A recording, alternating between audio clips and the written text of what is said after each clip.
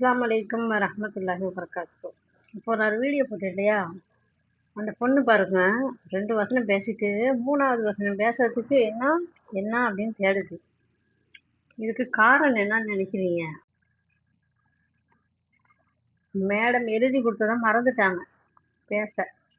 அப்புறம் தேடுறாங்க என்னடா வசனத்தை மறந்துட்டோமேன்னு.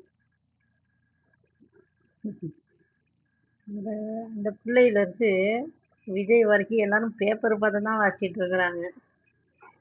சுயமா சிந்திச்சு பேச தெரியாதுல்ல. ம். யா அல்லாஹ் யா ரஹ்மான். ஒரு அரசியல்வாதி மேடையில் எப்படி பேசணும்னு தலைமுறையா அரசியல்ல இருக்க தலைவர்களை பார்த்து பழகிக்கோங்க. அப்பதான் பேப்பர் பார்த்து வாசிக்காம இருக்கு. ம். நீங்க தான் பேப்பர் பார்த்து வாசிக்கிறீங்கன்னா உங்க தொண்டர்களையும் சே, சே, சே. என்னத்த சொல்றது. நான் வந்து விஜய்க்கு சப்போர்ட்டும் இல்லை எதிர்ப்பும் இல்லை.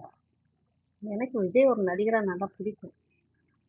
நான் ஏன் விஜய் வந்து அரசியலுக்கு வரக்கூடாதுன்னு நினைச்சேன்னா, விஜயகாந்த் அவர்களை பத்தி எங்க அப்பா நிறைய சொல்லுவாரு. அவர் பேப்பர்லாம் வாசிப்பாரு.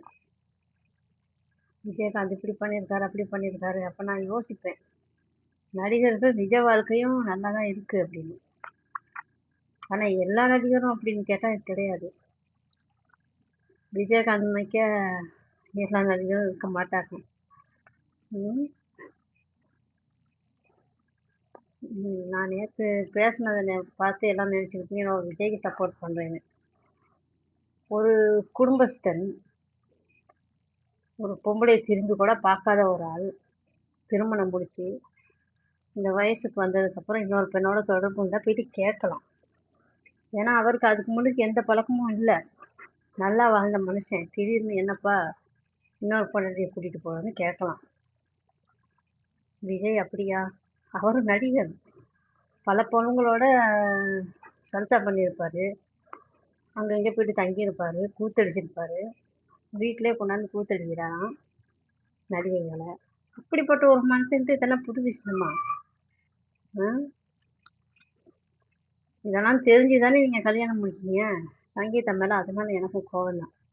இதுக்கு போயிட்டு கோவிக்கிறீங்க. இப்ப அதெல்லாம் தெரிஞ்சுதானே கல்யாணம் முடிச்சு ஒரு நாள் வாழ்ந்தீங்க. ம்.